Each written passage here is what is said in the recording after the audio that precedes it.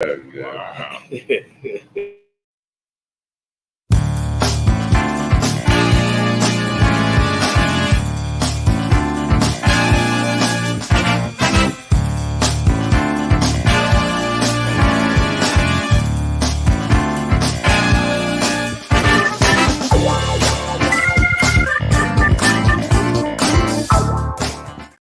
Welcome. Good morning.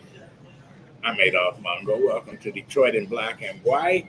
Another sunny, bright day. It's cold outside. It is cold.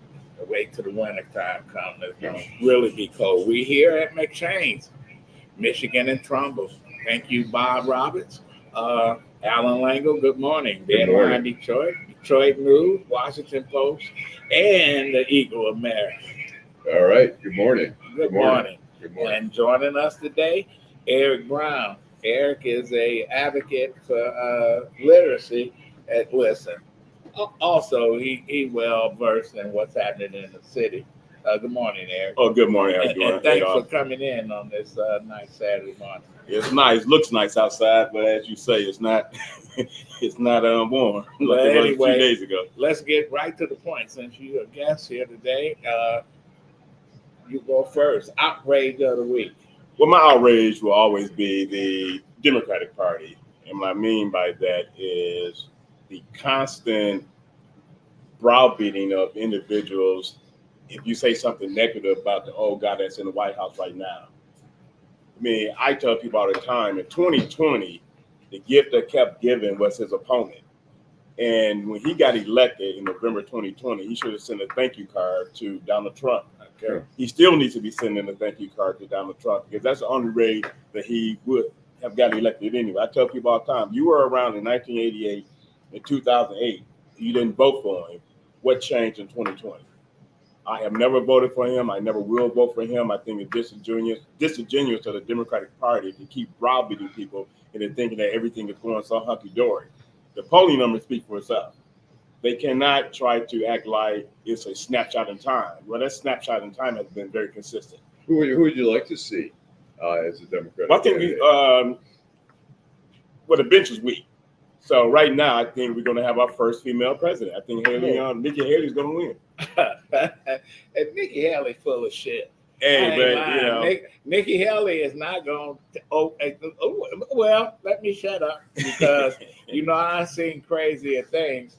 Jimmy Carter was a peanut farmer from Georgia, got elected governor, and then became president. Right, so but if you remember, Adolph, in possible. November of 2016, on your show when we did our predictions, I was not a supporter of Donald Trump, but I said he was going to win. I thought Donald Trump was going to win because Hillary didn't mail not one single piece of literature in Detroit. She ran a horrible. It was ridiculous. Well, she ran an entitled campaign. I went to a conference, and these political consultants, they worked on our campaign, and they just talk about how we lost Michigan. I got up there and said, how you lost Michigan? I could have got the 16,000 votes on the east side of Detroit. 10,000. If you don't know, whatever. 10,007 votes. But I said, I could have got those votes. Right. But people not only didn't want Hillary, they didn't want Bill. Well, you know what? Debbie Dingell called her up and said, you need to get here in Michigan. In my district, I'm seeing Trump signs everywhere. I took my father out to lunch, and we were going down Maple Road in Wall Lake. It was about 3 weeks before the election. The whole street was lined with Trump signs, and I thought, holy shit, what is going on here? He's spending some money. She was invited on WJR. She passed on it. I covered a rally. She was at Wayne State University. I'm like, what is she doing at Wayne State University? She needs to be, that's the problem is some of the Democrats have always thought, and you guys know this well, is that they've taken for granted the black vote. They always do. So she didn't come in. She should have been at the churches. I mean, there were 10,700 votes to be gotten in Detroit easily. But just like the old Democrats, it's like this: when Jim Blanchard beat Bill Lucas by a landslide, a lot of Republicans didn't want to vote for a black candidate, so they went and voted for Jim Blanchard. 4 years later, Blanchard said, you know what? 4 years ago, I won by a landslide. Right. But England came on the scene, and those Republicans went back home. And you know what?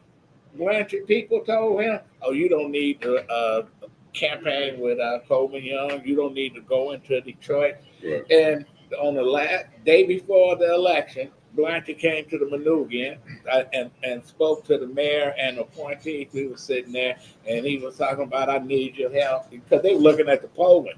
It didn't look good. Right. Guess what? As soon as he walked out of there, the mayor said, "Fuck him." You know, that's just what he said. He said, "Listen, we're not doing anything." Right. He said that, and he lost. And that's an example, you know, Yeah. Adolph and Allan, the black electorate has to step up, you know, to continue to allow themselves to be taken for granted. It's just amazing to me. And then I get sick and tired of the average black person that's trying to do a clapback saying, what has the Republican Party done for you? I tell them all the time, the exact same thing the Democratic Party has done for you, nothing. Nothing. Well, the difference is, and maybe correct me if I'm wrong, it's more what the Republican Party will do against you more than, I mean, voting rights and stuff like that. They're going to do everything to sabotage gerrymandering, all that kind of stuff to sabotage the black vote. While the Democrats may not, I mean, people were disappointed with Obama because they thought we got a black president. Let's see. Well, Obama was a big disappointment. What my outrage is that the Democrats had George Santos on the ropes, and they let the fucker get off the ropes because I voted not to expel him because you know what? Because we got to play fair. Republicans don't play fair. No, they don't know. They don't play fair. It's like this election. I mean, we have the Israel, Gaza war, and a lot of Arab Americans are like, screw Biden. He's totally on one side. Well, what is their choice? I mean, their choice is not to vote really, because Trump is like, yeah, I'm gonna re-implement a ban on Muslim travel and stuff like that. So we have. I mean, look, Biden ended up being the only Democrat who really could beat Trump. But you know what? But Biden is. Listen, I'm gonna tell you. Both people could have beat Trump. I'm gonna tell you. Biden, great grandpa, because the great grandpa. My concern is that as he aged, you know what? The stress of being the president, etc. You know what? What happens? He get dementia. What happened when he losing it? I think Reagan in the second term. I think, but he had a wife. He had a wife that she covered it up. You know what? And I say Jill Biden is doing a fantastic job of propping him up and stuff and preparing him. But we don't have. You're right. We don't have anybody on. They don't have anybody on the bench. So look at also the fact is, I mean, the guy took a 10-hour train trip. I mean, I could never endure what he's doing now. We don't have the energy at our age. You don't know. You don't know what he's getting shot up with. Yeah, he's 10-hour train ride. He flew into a war zone. Is he taking some Christmas trees? That's what we used to call it. I don't look at all that. Like the 10-hour trip going to Israel. I don't look at that as anything more than pandering. Wait a minute. He's on a 5-star hotel. I'm talking about endurance. He's on a 5-star hotel. He done slept the whole time he there, and he's rested. As far as endurance, yeah, he's well rested. But we can talk about great grandpa all day. Allan, all right. Mine is, and I want to play this little video of Senator Mark Wayne Mullen out of Oklahoma here. Pretends like he's self-made. What a clown. Fraud. Always has been, always will be. Quit the tough guy act in these Senate hearings. You know where to find me. Any place, anytime, cowboy. Sir, this is a time, this is a place. If you want to run your mouth, we can be two consenting adults. We can finish it here. Okay, that's fine. Perfect. You want to do it now? I'd love to do it right now. Well, stand your butt up then. You stand your butt up. Oh, hold on. Oh, stop it. Oh, okay. Sit down, please. All right. Can I respond? Hold it. If we can, no, I have the mic. I'm sorry. I love Bernie said, hey, wait a minute. This is the U.S. Senate. The Teamster guy, he looked like the commish. What's that guy? Oh, the commish and the shield. Yeah. I would put some money on that fight. It's a good comedy thing, but I mean, here it is. The world is so violent. People are, we see so many people resolving issues violently. And here we have the U.S. Senate, which used to have some dignity, and you have a clown like this. I mean, we got a guy from the World Wrestling Federation. We got Tommy Tuberville from Alabama. Lengel, you ain't reading your history book, Lengel. The Senate always been full of crazies. Yeah. The Congress been full of crazy. Now you go back, they was beating people up just before the Civil War. Charles Sumter almost died because the guy from South Carolina beat him with a cane. They've been fighting in the Senate. They've been doing all kind of stuff. It's no difference. Yeah, that was good. That was only good you comedy. see, you see it on TV. Yeah, you see the cameras now. I mean, he's hysterical. Yeah, I mean, the cameras. teacher guy's like, "No, you sit your butt down." I mean, they both look. It's a Saturday Night Live skit. Saturday Night Live. If they do this on Saturday, it will be a skit. It won't be as funny as this. But you had people in the Senate like Strom Thurmond, Theo Bilbo, James Eastland. They used to get up in the Senate, call people niggas. That we need to lynch them and all that other shit. That ain't nothing new. The Senate is nothing new. It's nothing new. You just see it. Emmett Till got killed. The senators from Mississippi, John Stennis was one of them, saying that he killed himself. And then two, they said his father, Emmett Till's father, was lynched by the U.S. Army in Italy during World War II on some trumped up charge. So they have been playing dirty a long time. So here we just see it. What did McCarthy hit the guy in the back? Oh, yeah. Elbow, yeah. kidney back. Marjorie Taylor Greene, Lauren Boebach. Oh, God, man, what did you got? Max Gates.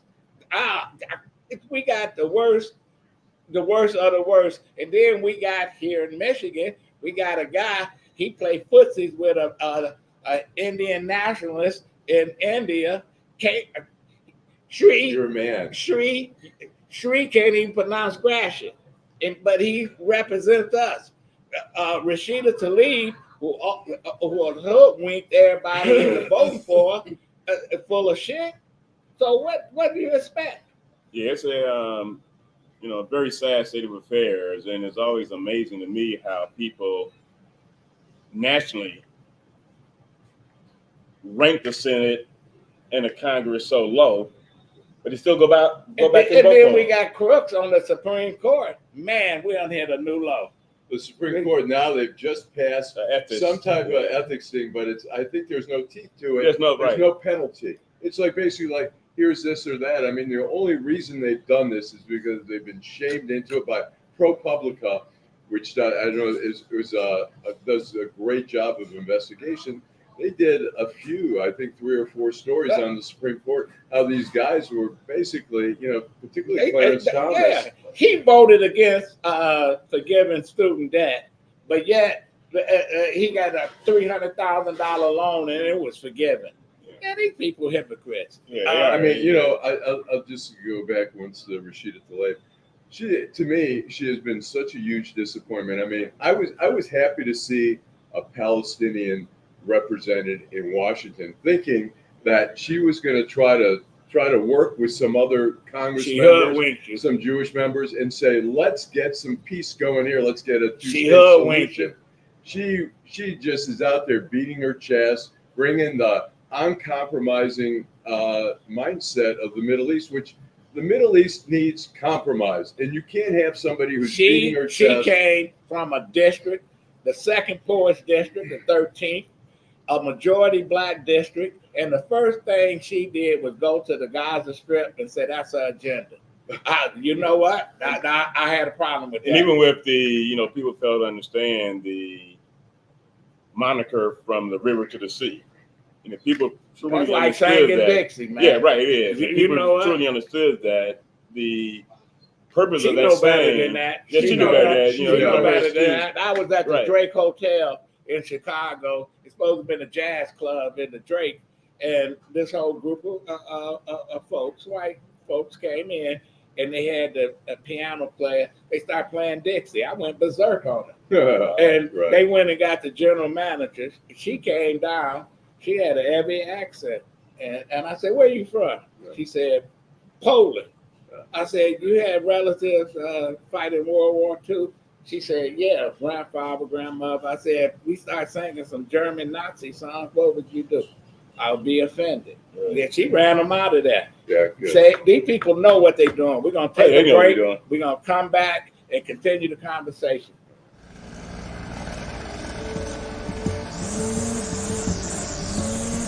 Thanks, Charles, for letting me use your gardening supplies.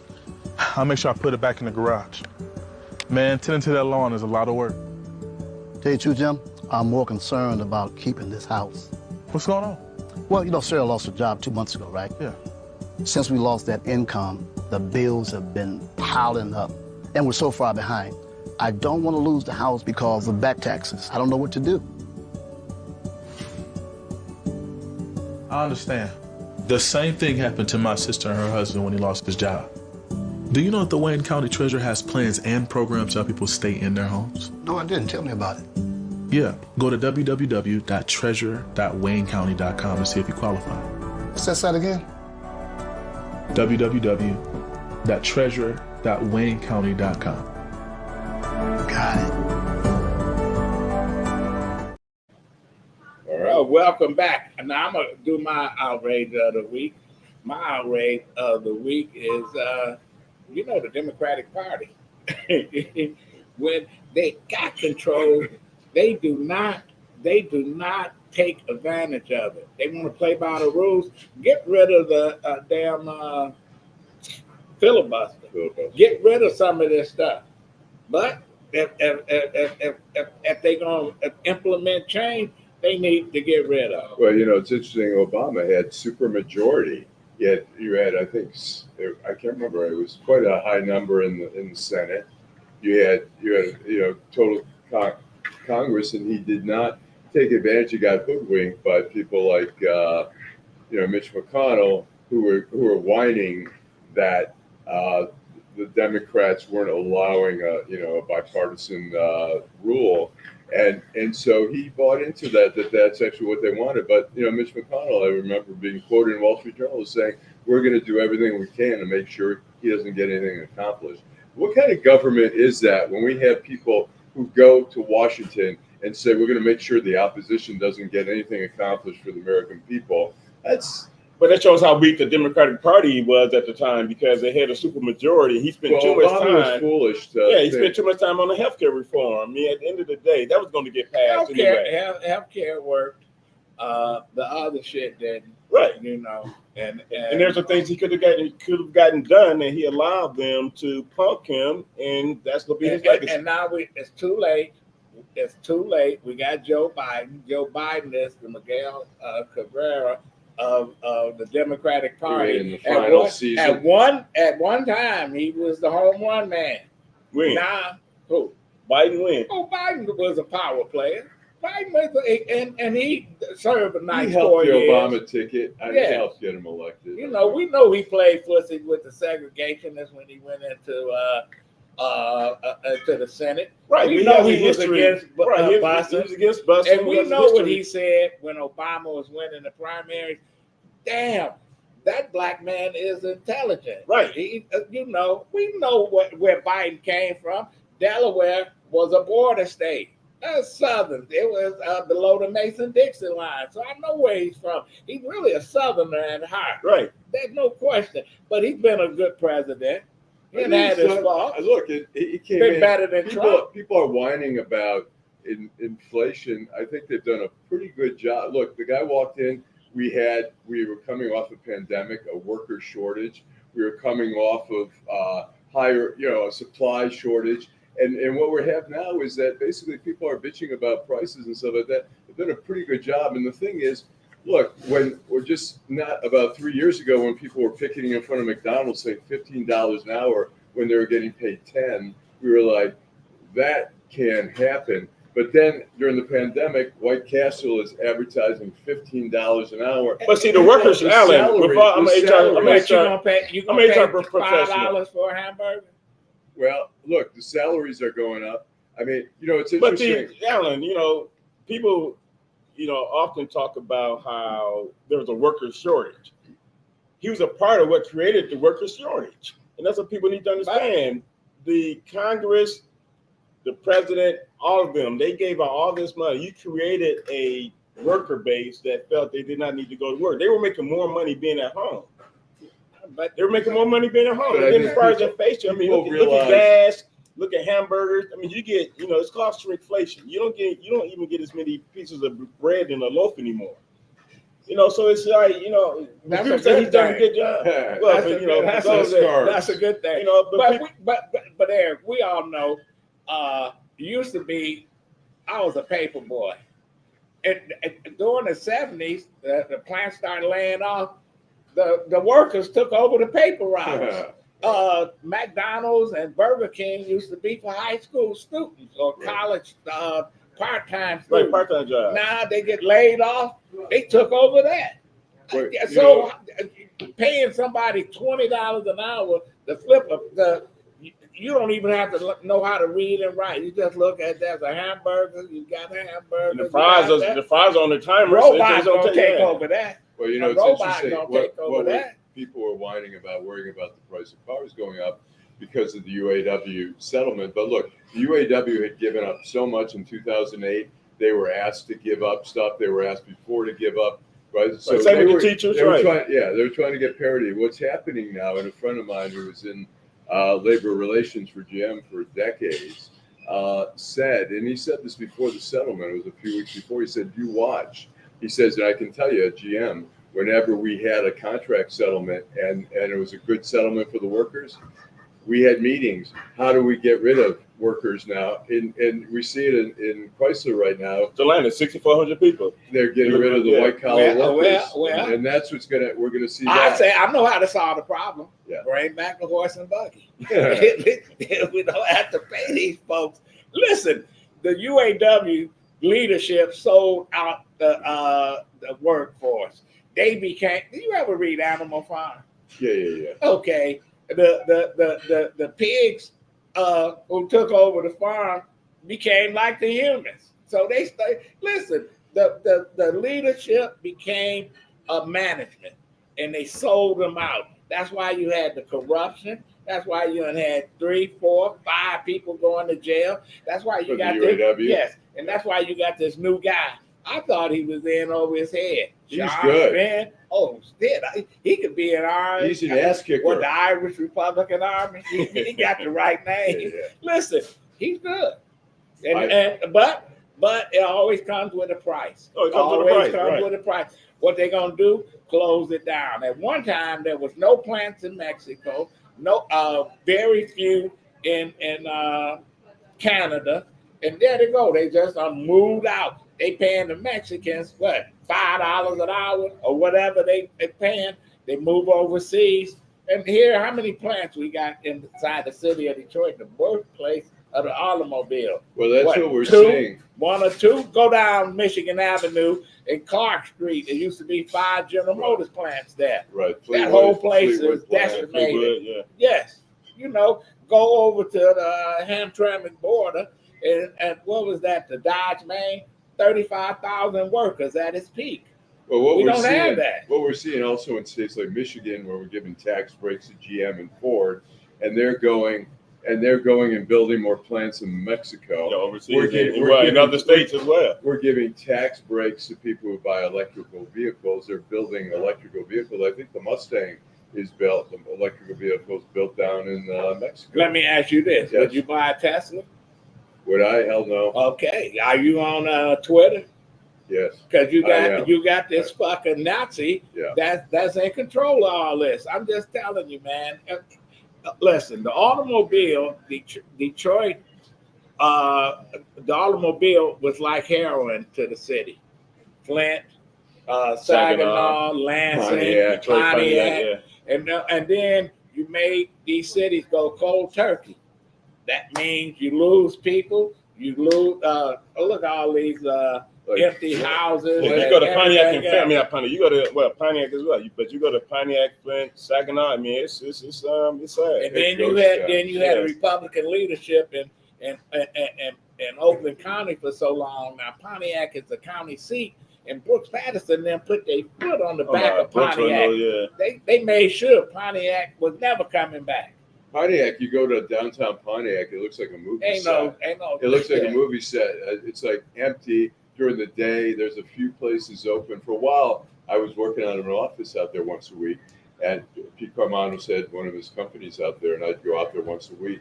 And you know, it's sad. They had 2 breweries, one closed, and one. So basically, there was a pizza joint And then Yeah. Royal Oak stole the Heartbeats and Eats. Yeah, Heartbeats and Eats. Stole it. They stole it from Pontiac.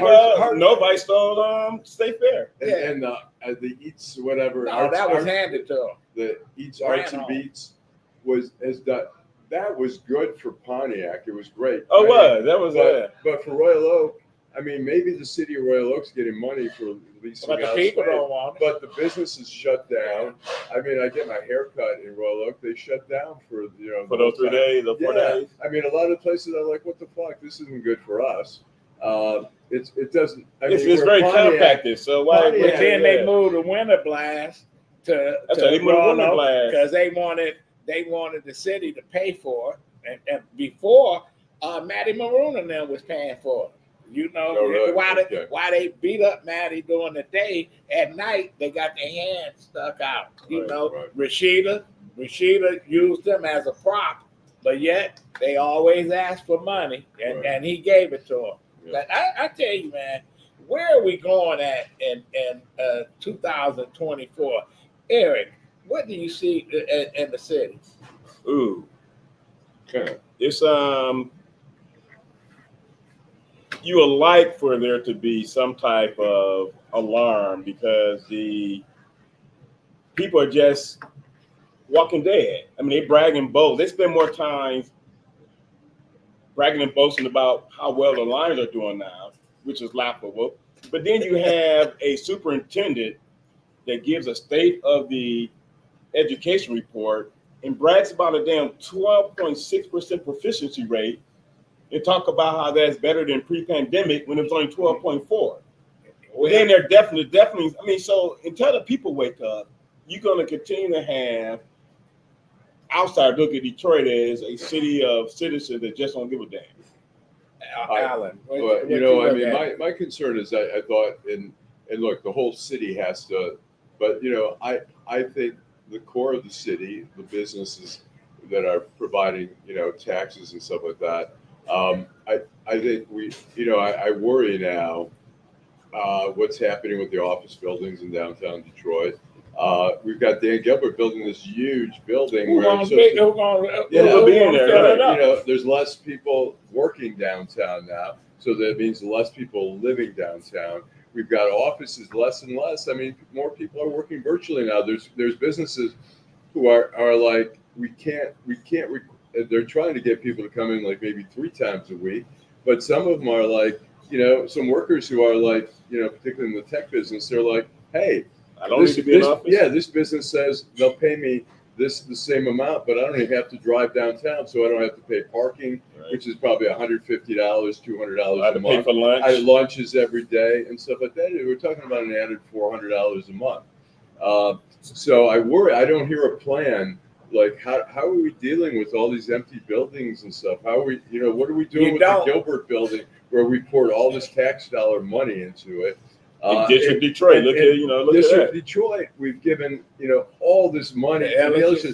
Back the Golden State Warriors, the owner for that, they moved from Oakland, San Francisco. I think the arena was like a $1.2 billion, not $1 of tax money. But looking back at that, he helped kill the city of Oakland. Now the A's leaving for Vegas. Right. The Raiders are left for Vegas. Right. The basketball team are left.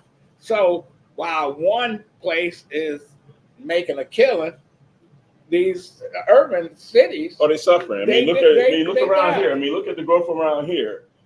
And I guess it's good that Ford came back into the area, but you're pricing so many people out of the market. And what's happening is people think Chicago is a black city. Chicago's only 29% black. Don't do that. Well, the media is portraying Chicago based on the way they do the crime statistics. But Detroit's going to be a Chicago soon. And people need to understand that. You're going to see people moving out east. You're going to see people moving more to Oakland County. But they are. You look at not a higher rate. I mean, I'm saying it's going to be. Who got elected? You got your first African Americans elected to a council in Livonia. Berkeley, Warren. Let me see. Berkeley, Warren, Ferndale, and Livonia. And you had a mayor. And there's a misnomer when now Ferndale. It used to be code word for like, people in the city, people in the suburbs. We thought suburbs white people. I mean, you look at Oak Park, Southfield, Warren. There's a lot of Roseville. Roseville, Harper Woods. But all those are Macomb County cities, which is the fastest growing community in Southeast Michigan right now. Oakland County too. I mean, the suburbs, the traditional suburbs. West Bloomfield, it's probably 10-20%. Oh, they've been West Bloomfield's been growing black. So I think when people start talking about the suburbs, they go, the suburbanites. Well, the suburbanites, it's no longer just white people anymore. Oh no, it's not. I mean, like Oak Park and Southfield, I probably hold that. Take a break, and we're gonna come back. We should have the treasurer for Wayne County. All right.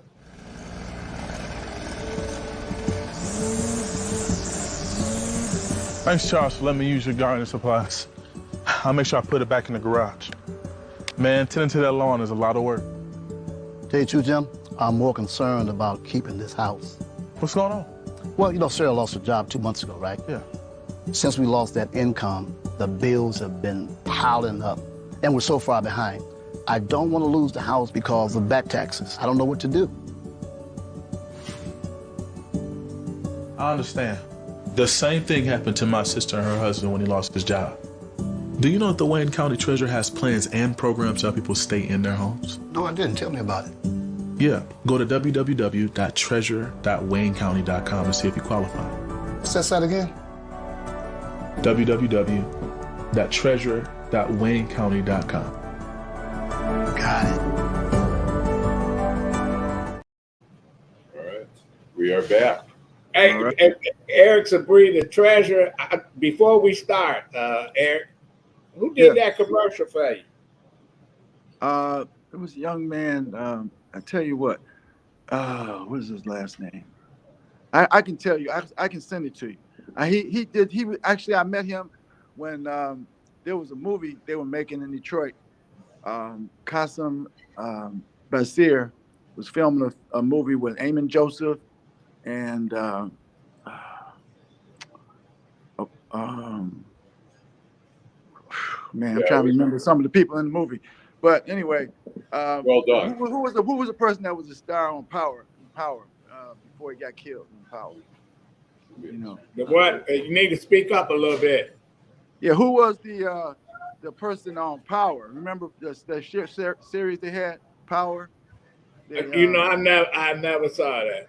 Okay, I forgot. Anyway, but all I wanted to say that was a hell of a commercial. You had some great advertising, getting your message out to the community. But I think that was a powerful ad. That was. I like it. And he did a good job. He was filming them at the movie. They did a part of the movie at my house, and I saw him, and that's how I met him. And so I got a chance to talk to him, and that's how I got the commercial done. So I like it myself. Actually, I think it's very professional, and if people can relate to it. It's a very Yeah, it's a great job. Yesterday, you had a resource fair for veterans. How did that go? Oh man, yeah. Thursday we had a resource fair at the Greater Grace. We had over 400 people out. It was the first time since 2019 that we had it live, because we had COVID, so we had to do it virtual for 3 years. And it was big turnout. We had over 52. We had 52 vendors that came out. You put up tables and offer services to veterans. We had speakers, but mostly the main thing was we had a lot of services that veterans could take advantage of, and a lot of veterans came. So that was good. We just, Beverly Hilton, our outreach director, she's fabulous. And she works on this for 11 months of the year. She starts working on December for the next year. So we had a brother who was the director of faith-based and neighborhood partnerships for the Veterans Administration. He came and spoke. He's a minister, and he's a 20-year Marine. retired Marine, and he spoke about the programs that they're doing with veterans going through faith-based, faith-based initiatives, trying to deal with the veterans' entire health, the mental health, the physical health, the spiritual health. And this is something that has been needed for a long time. So I think that that's where they're going to focus more. They're dealing with the total person, and not just the physical part, but the mental health and the spiritual health of the veterans. So Okay, and somebody just texted us and said that it was Michael Williams and who passed away. The guy he played in The Wire too. He was a great actor. yeah, they had some actors at the house, and I didn't even know who they were. Yeah, but then after I found out later on that some of them were really pretty famous, they were just doing parts of the movie in my backyard, and so Well, I you getting the message out. Let's talk about the Michigan Homeowners Assistance Fund. That's ending. Am I correct? That's correct. In another 2 weeks, they're going to stop taking applications. So we've been telling people for a while, hurry up and apply. We've been able to get almost $25 million, $24.7 million to pay back taxes for taxpayers. 5,800 people took advantage of this program. And the state had a total of $220 million. It was of the ARPA funds. And we got about almost 25 million of it just for back taxes. It was for mortgage payments, internet services, utilities, mortgage, homeowner insurance, all of that. So we were aggressively advertising and promoting the program even more than the state, and it paid off. And we just trying to figure out. Eric, how many people benefited from? Do you have any stats on that? How many people benefited? About 5,800 plus maybe like 5,810 or something like that. Last Tuesday we have our report every week, so it's like a little bit more than 5,800 people got all of their back taxes paid, and that's amazing. That those people would have gotten foreclosed, and some of them had taxes all the way back to like 15, 16, 17. There's no way in the world they're going to catch up. So we were able to take them out of foreclosure this year because we knew the program was still available. So a lot of people say, go apply for the program. You won't get foreclosed this year. If you're eligible, all your taxes will get paid. And a lot of them did that, and saved their homes, and now they got a fresh start.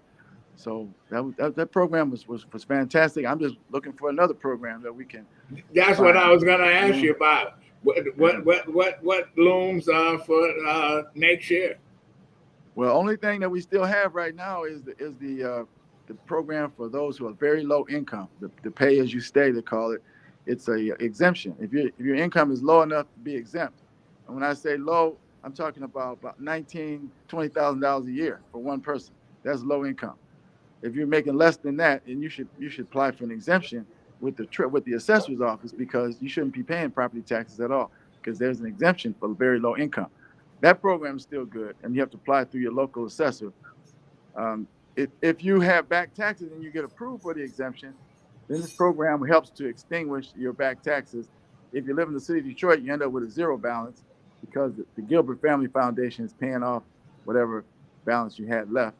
There's a formula. It's based on the taxable value of your property and what you owe. So usually it's about 20% of what you owe is still owing, and you have 3 years to pay it off without any penalties and interest or fees. But if you live in Detroit, the Dan Gilbert Foundation has been paying off everything, so it's zero balance. So 11,000 people benefited from that program since February of 2020. How do we get more people? I mean, you got all kind of programs, and you advertise, and you got the message out there. Why are these people not just tearing your door down and saying, "Man, I need to get part of this"? I know I would. Some people just wait till the last minute. Some people, I don't know, they just like procrastinate, or they get frustrated and give up. And that's one of the main things. We had some people who could apply for my half. They applied for my half of the program, but they misunderstood what the state rule was. It said that you had to have a hardship related to COVID. So when people asked them, "Do you have a hardship related to COVID?" they were thinking, "Did you ever have COVID?" Yeah. So they said, "Oh no, I didn't have COVID." So they said, "Okay, well, you're not eligible." So when we find out later that they just misunderstood what was were questioned. It wasn't that you had to have contracted COVID. It's just you have a hardship related to COVID. So sometimes it's misunderstanding. Sometimes it's procrastination. And there's really no good reason why anybody should lost their property in the last year or even this year coming up. But it's going to happen. I'm sure a few people are going to lose it. Some people don't get what they call a principal residence exemption for their property. If you own your property and you live in it, you're supposed to get a principal residence exemption, and that means that you don't pay the school tax, and you have that's your homestead. So some people get the property, they buy the property, but they never go to the assessor and put their name on the tax roll as the owner occupant. So when we look at the records, we don't see them as an owner occupant. Those individuals don't get the advantage of the programs that are available. They can't get home loans for renovations or grants. They can't get many things are not eligible if you're not the owner and the occupant. But they might be the owner and the occupant, but they never filed the paperwork, so they get treated like a rental property, and they're not taking advantage of the programs that we have. So it's a combination of things why people don't take advantage, don't do it. Yeah. How many people are currently have tax problems that could lose their home? And also, my second question is, when I assume they're given some notice that they're delinquent bills and stuff like that. In those letters, do you include some information about programs that they can turn to, or how does that work? Yes, we certainly do. This year it's gone down about 7,000 from last year. The number of parcels, when we say parcels, we're talking about vacant lots too, that are facing foreclosure is about 35,000. Last year it's about 42. Wow. But we usually get 95% or so of all the properties that are facing foreclosure out of foreclosure. So either people get into payment plans, pay off the taxes, or have some other hardship extensions that they get. So we usually only foreclose on about 5% or whatever number that we start with.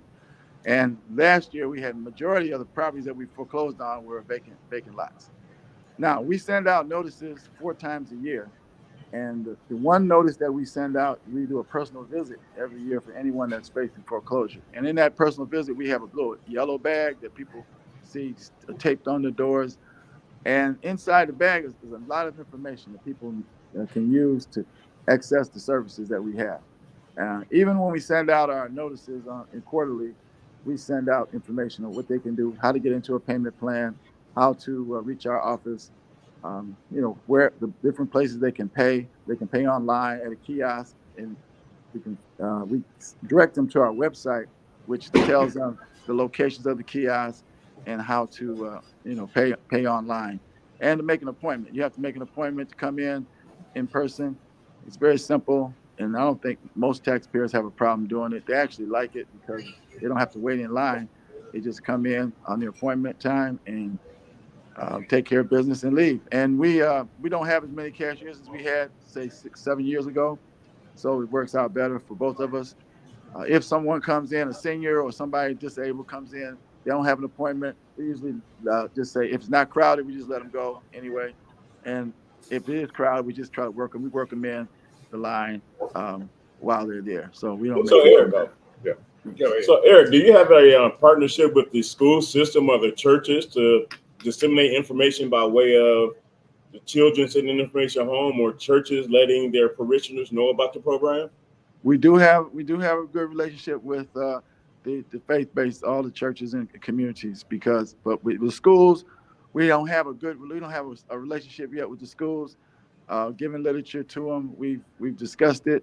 We've done it. We've done some at some rallies, at some things that people have had, individual events at schools, but not a system like we have with the churches, where we take literature and we constantly replenish that literature throughout the year, so that people can get it as they need it. We've been doing some targeted marketing, so to speak, and we're doing even more of it this year. We have the list of people who are in danger, and those the ones who are in most danger are the ones who have multiple years for foreclosure. So we try to target them with text messaging and with literature at their location, because we know where they are, and we can try to focus on those ones that are most in danger. So there's nothing negative about the effort with the schools, because you never know if you can reach one person per school, then that's worth it. I agree with you on that. Yeah. And how, Before we go, Yeah. we're going to take a break. We're going to come back and we're going to wrap it up with Eric Sabree, the treasurer for Wayne County.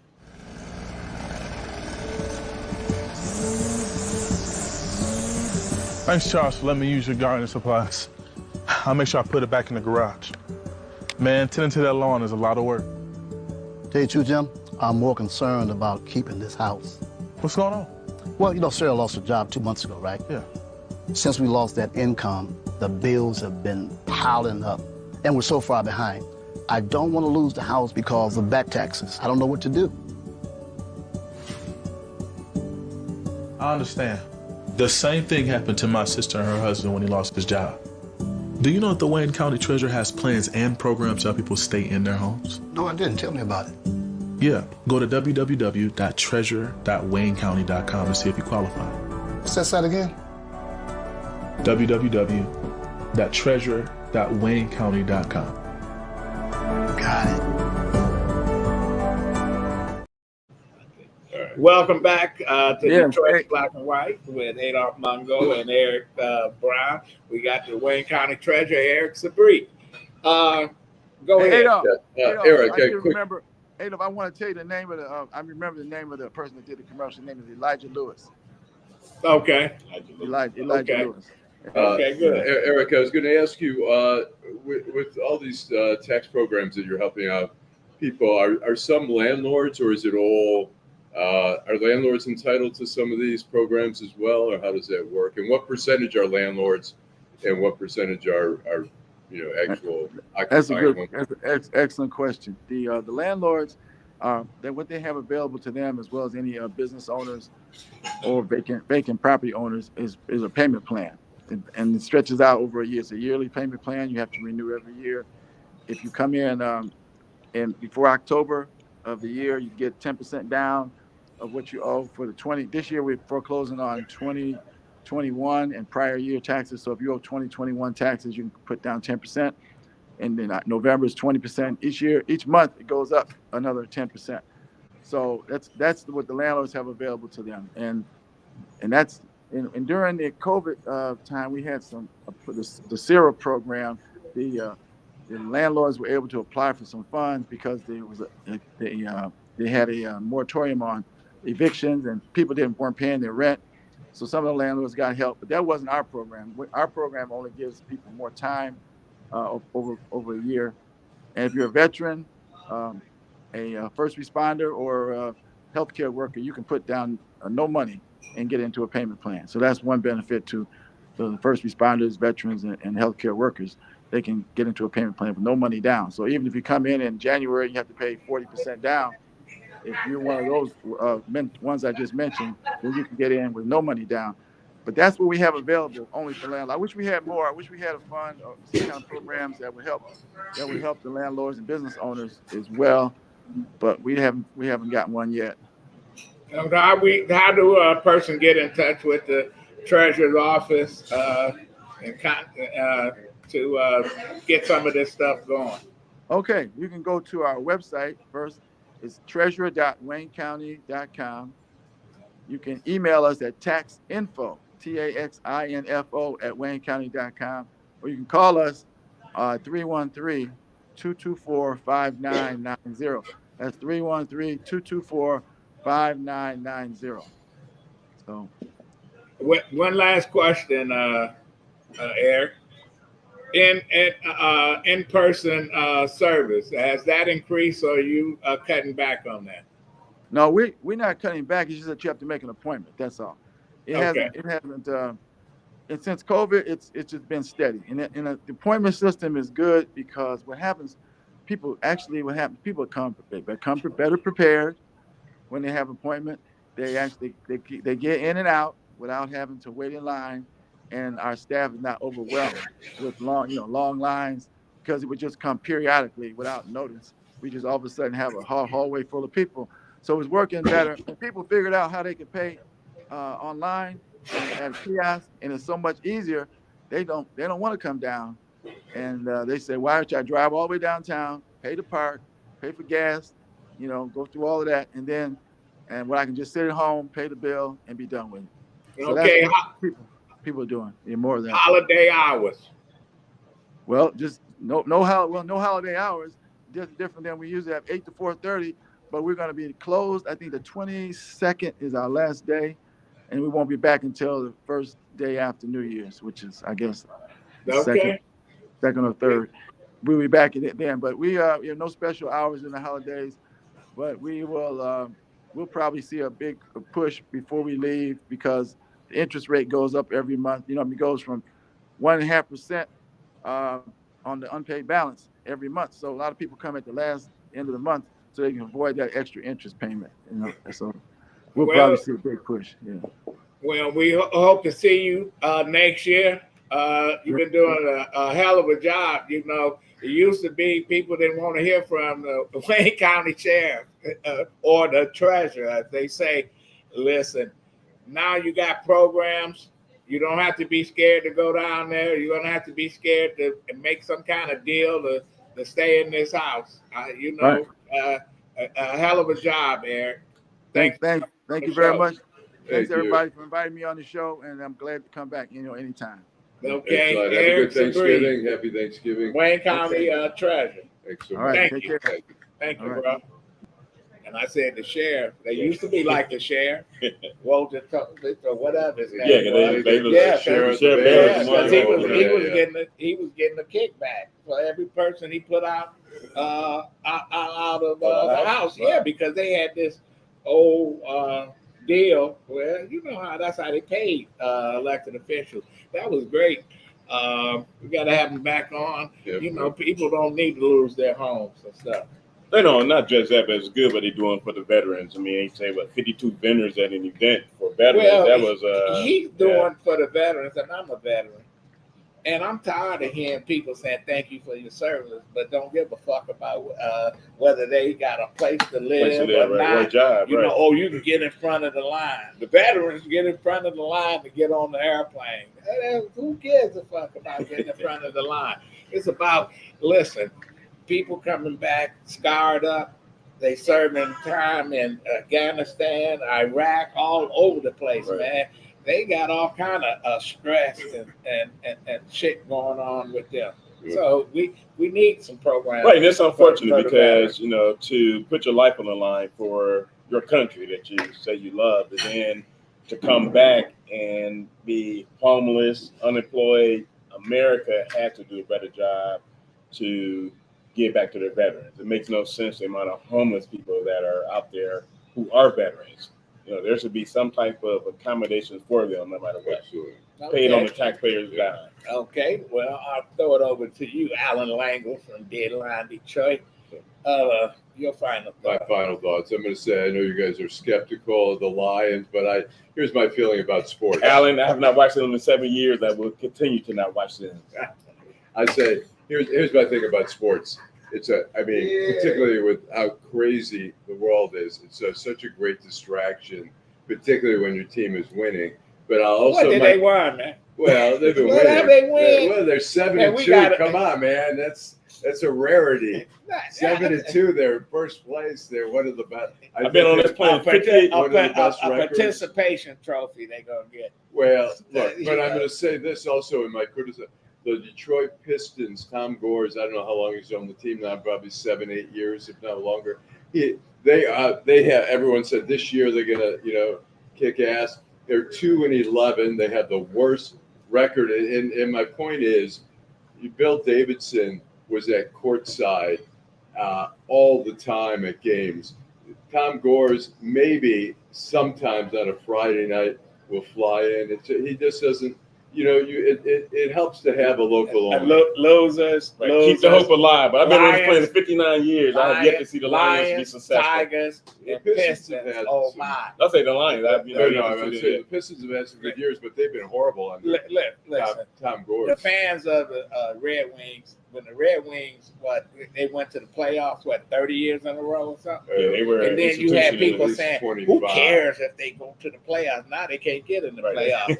The Pistons was going to the Eastern Conference Finals like Yeah. 7 or 8 times in a Constantly. row. People say they can't get past it. Now they can't even get in the fucking playoffs. So this is what you Well, got. they're not And the even Lions, close. every time I thought about the Lions was watching the Wizard of Oz at the Cowardly Lions. Well, I'll say, like I say, to me, it's a great distraction because there's so Dan much Campbell is a crazy god, shit. man. He's a god. I love man. Dan Campbell, He's a man. god. I mean, he's just fun to watch. Okay, I mean, like you didn't play sports, did you? Like, I played up to ninth grade football. Right. I was a high school star like you. Yeah, right. Adolph was fast, man. You should have seen Adolph. I can barely walk now. Your final thought, Eric? My final thought is that my hope is that people just do their research, think for themselves, and make decisions based on the information that they gather. Quit listening to others. Quit allowing people to tell you how to vote. No, use your mind. God gave us a gift. We all have a brain. But let me ask you this: why Nikki Haley won't use her given name? I don't know. Because you can't pronounce it. Can't pronounce it. Is it an Indian? Yeah. Indian? Yes. It's just like remember Hanson Clark? Yeah. Hanson Clark got elected to Congress. Then all of a sudden he used his Pakistani name. Yeah. Even though his mother was African American, he was the first. The city's fucked up. I tell you, man. Oh yeah. We just. I don't even want to get into. This is going to be interesting to see next year how people start jockeying for the mayor's race. Who do you see as the candidates here? I don't know. I see some dark horses. Who do you see? Who do you think? I keep hearing about Bob Carmack. Oh God. I say Adolph Mongo. I guess you mean dark horses. Mongo for mayor. But anyway, you got about 7 or 8. There's gonna be a battle royale. You're gonna have all kind of. It's gonna be a lot of intrigue. Todd Medicine, I think, would be an obvious. Todd Medicine. I think he'd be an obvious. He's a smart guy. He's a smart guy. I ain't lying. And you know what? And I didn't know him. You know who loved him? That was her guy, Brenda Hill. Oh, okay. Yeah. Oh, really? Brenda didn't like any. Most people didn't like a lot of people. She didn't like, but she liked him. And he said, Brenda never asked him for anything for herself. It was always asking for others. And that's the way to be. And you're going to be an activist. It's essentially you bring that up, not to cut you off, because what bothers me more than anything else is this annoyment of slacking. I have never, ever seen her in the community. Right. Never ever. And she's not going to come in the community. But now all of a sudden they want to say this is who we want as our next senator. Although as a defense to her, I mean, her district is not Detroit; it's Lansing. And no, I understand that, but she wants to be senator. She needs to be all over the state. But just like I live in the suburbs, just like the Democrats, they threw the city under the bus on redistricting, and they said, "Well, we don't have to come in there. We got our group, right? We got our group. And you know what? Well, we'll see." But my final thought is the election next year, the presidential election, man, that is gonna be it's gonna be wild. Well, look, Nikki Haley, if Ron, I think people are realizing Ron DeSantis is not a likable guy. He's not a winning candidate. They do see Nikki Haley as potentially a winning candidate. If Trump gets sentenced, and there could be I'll give her credit. When she was the governor, she took down that flag. It took 9 people to die in the church in Charleston. Right. When she was governor, she appointed Tim Scott. I don't give a fuck about Tim Scott, but she appointed African American to that Senate seat. So you know what? She's not crazy like Ron DeSantis. Right. When he first got elected, man, he went after Disney. He went after LGBT, education. He's vindictive. He's humorless. He's socially awkward. And he's a liar. But he's robotic. But that's another time, another place to talk about the old knucklehead. What do we call him? A dickhead. Anyway, we'll be back next week. Detroit in black and white. Thanks, Eric Brown, for sitting in for Vanessa Moss. Oh, no problem. I appreciate it. Got to come again. Great to see you. Alan Lengel, thank you, Alan. Thank you. Eric Sabree, the Wayne County Treasurer, thank you, my brother, for coming on again. Got great program. Jim Nardoni. We're hoping that's my man out there. You know, he used to be the roadie for the Grateful Dead. He's a deadhead, but what he really is a lion person. You ever see that mascot out there, that lion? That's Jim. No, that's not Jim. But he's the lion guy. Also, next week, hopefully, we're planning on having Chris Hansen, TV reporter. Is he going to catch himself? Yeah. He's going to be down. He says he's going to be down here. Hopefully, he's coming there? He says he's going to come down. He's going to be in town. He lives in New York, but he can't. I won't say what I want to say. I'll leave it alone. Okay. I'll see you next week. All right.